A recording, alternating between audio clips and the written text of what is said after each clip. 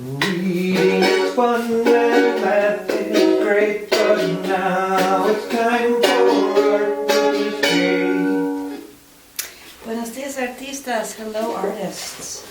Today we're going to learn about Kamala Harris. And we're going to read a book called Kamala Harris Rooted in Justice. It is written by Nikki Grimes and illustrated by Laura Freeman. And then I'm going to attach 2 links to this lesson. One is Kamala Harris reading a book she wrote herself, and it's very well done. And the other one is a link to a book about Kamala and her sister Maya that her niece reads. So you can watch those links if you wish. So Kamala Harris, Rooted in Justice.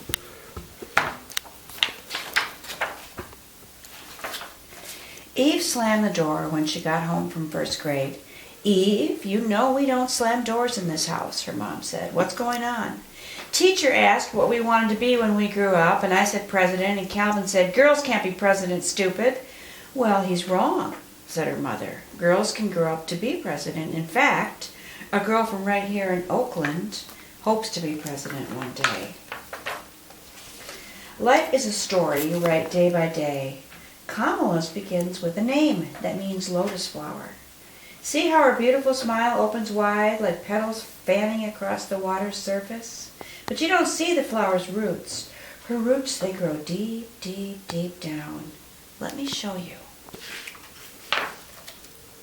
Kamala's family line was a strong black and brown braid, coiling from India, where her mother, Shyamala, was born, to Jamaica, where her father, Donald, was born, to Berkeley, California, where her parents fell in love and married, to Oakland, where Kamala was born. It was a good beginning. "Is this like Once Upon a Time?" "Not exactly," said Eve's mom. "This story is true." Right away, Kamala was like clay her parents molded for action. When her mother wasn't hunting cures for cancer and her father wasn't teaching, both marched for civil rights and went to lectures by Dr. Martin Luther King Jr. Kamala was right there too, bouncing along in her stroller, chewing on her pacifier, and words like peace and justice. "What's justice?" Eve asked her mom. "Justice is another word for fairness."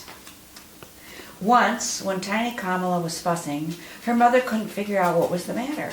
"What do you want, little girl?" she asked. "Freedom," said Kamala, and a waterfall of laughter sputtered from her mother's mouth. At demonstrations, marchers often chanted, "What do we want?" and the answer was freedom. Little Kamala had been listening. Kamala's baby sister Maya screamed her way into the world when Kamala was 2. In no time, the sisters were having faraway adventures together, like visiting their grandparents in Zambia. Grandfather P.V. Gopalan was a senior diplomat there. He had once fought for India's independence. His wife, Rajam, Kamala's grandmother, fought for the rights of women. Little by little, on these visits, Kamala and Maya learned that fighting for justice ran in the family. Sadly, when Kamala was 7, her family squeezed into a different shape. Her parents divorced. Her daddy moved to Palo Alto while Mommy and the girls packed for the Flatlands, the working class area in Berkeley. Having a long-distance daddy can make your heart hurt, but Kamala's new neighbors welcomed her family with smiles and helping hands warm as sunshine. Still, Kamala was sometimes lonely for her daddy. Luckily, her godmother Aunt Mary lived close by and gave Kamala extra hugs whenever she needed them. Like other black and brown kids in the Flatlands, Kamala was part of a California program to integrate the schools. Every day she rode a yellow bus, bumping through familiar city streets, all the way to the wealthy white part of town, with sprawling hillsides painted with gardens. Thousand Oaks Elementary was a world away, but Kamala didn't mind. There, she got to meet kids who were rich and poor, black and white, kids who celebrated holidays she'd never heard of. There, teachers taught her to count to 10 in many different languages. "Oh, I can count to 10 in Spanish," said Eve. "Who taught you that?" asked her mom. "Guadalupe from next door." Eve smiled proudly. School let out before Mrs. Harris got home, so Kamala and Maya spent the afternoons at the Sheldon house 2 doors down, where Mrs. Regina Sheldon ran daycare and after-school programs. With posters on the wall of Frederick Douglass, Sojourner Truth, and Harriet Tubman, Mrs. Shelton was a second mother to Kamala, who always encouraged her to have confidence. Once, Mrs. Shelton bit into a lemon bar Kamala had made all by herself, accidentally using salt instead of sugar. "Oh, delicious," said Mrs. Shelton. "Maybe a little too much salt, but really delicious," she said, never pointing out Kamala's total failure. That day, Mrs. Shelton let Kamala walk away feeling successful, feeling like she could do anything. After school, Kamala's days bulged with busyness. She had homework, piano lessons, ballet classes, and Barbie playtime. Thursday nights were the best, though. The family would go to the Rainbow Sign, a cultural center celebrating black art, music, books, and film. James Baldwin spoke there, Maya Angelou read there, and Nina Simone sang there. Nina's gravelly voiced version of "To Be Young, Gifted, and Black" often rang through Kamala's home. The more she heard this favorite song, the more Kamala thought, "I'm young, gifted, and black too." On Sundays, when they weren't visiting their father, Kamala and Maya rocked from side to side at the 23rd Avenue Church of God, where they tapped tambourines and sang as part of the children's choir. "Fill My Cup, Lord" was Kamala's favorite hymn, and the church was where she learned the Bible. That God asks us to speak up for those who can't, to defend the rights of the poor and the needy, like some lawyers do. Her Uncle Sherman was that kind of lawyer, and someday Kamala could be one too. "I don't want to be a lawyer," said Eve, "but I like making sandwiches for the homeless. That's helping too, right?" "Right," said her mom. In her first year of middle school, Kamala would need a lot of faith. She learned a new lesson about change, a lesson dressed in down jackets and mittens.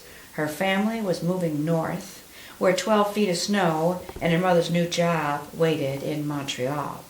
"It'll be a wonderful adventure," Shyamala told her girls, but Kamala grumbled. The thought of leaving her friends and the warmth of sunny California made her shiver.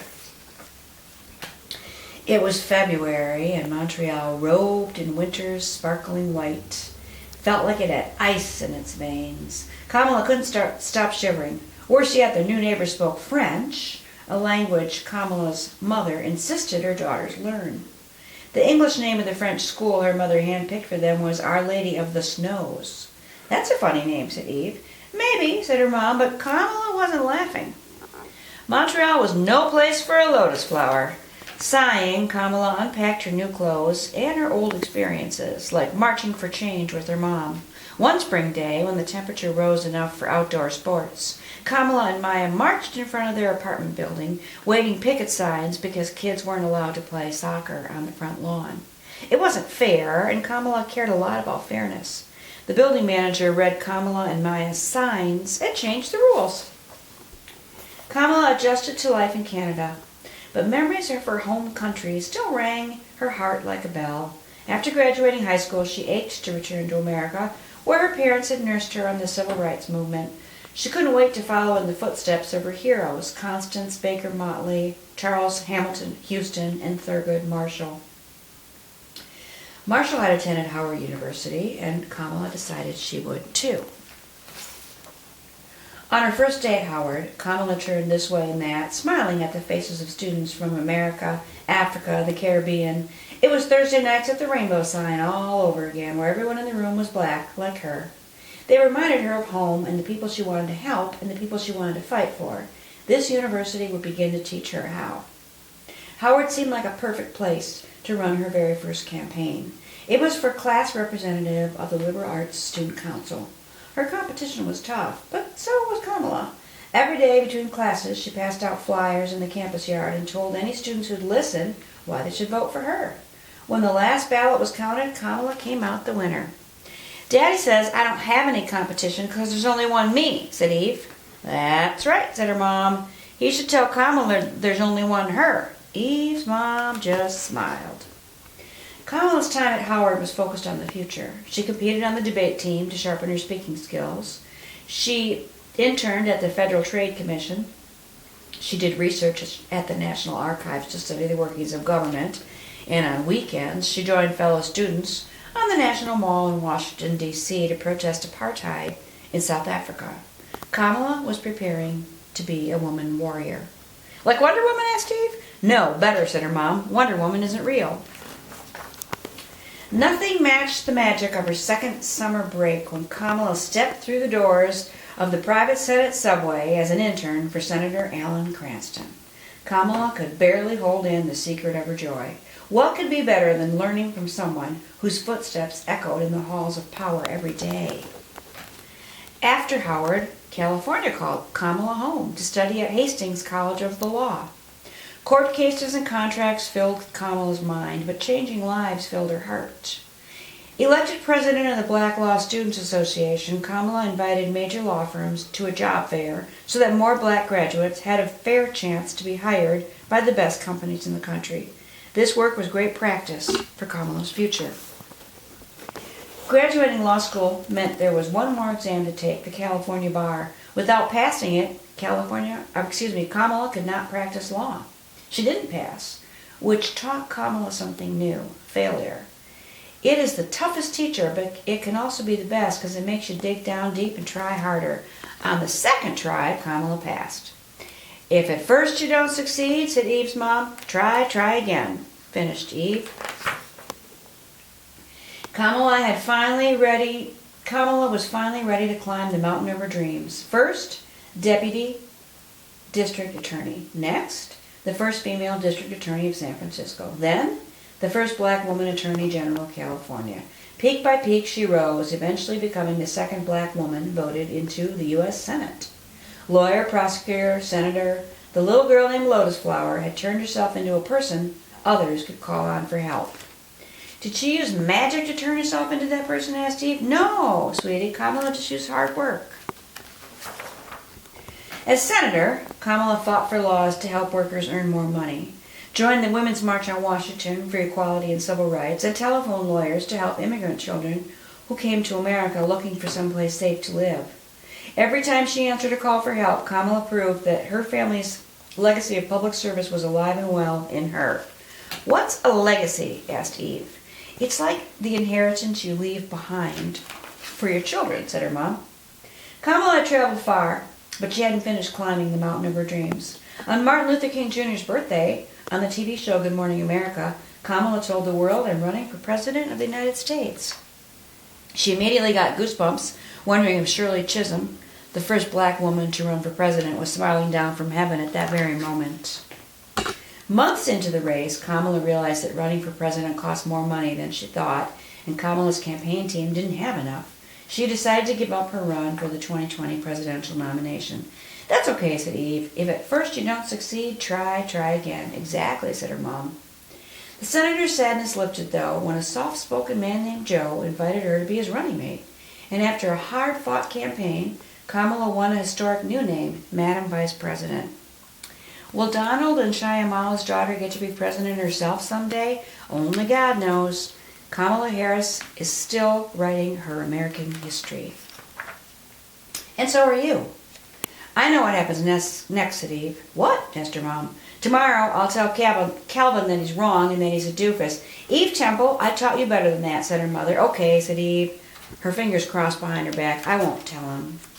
So here's the story of Kamala. And like I said, there's two other stories, one that she wrote that you can look at if you want to. Here's some artwork that I made for this unit. And we'll talk about it way more in class because my video is kind of long. Here's a lotus flower I made with cray-pas on a brown paper grocery bag. Here's just a heart that I made with paint on a pizza cardboard. Here we have some African masks. I don't know if you noticed that in the book, in one of her friend's houses, there were some African masks hanging on the wall. That's how I got the idea for these 3 African masks. And at the end of the table, I have African center patterns. I have a collage. I have a watercolor. So during class, we'll talk more about how to approach this from an artistic point of view. I miss you all. See you soon. Bye-bye.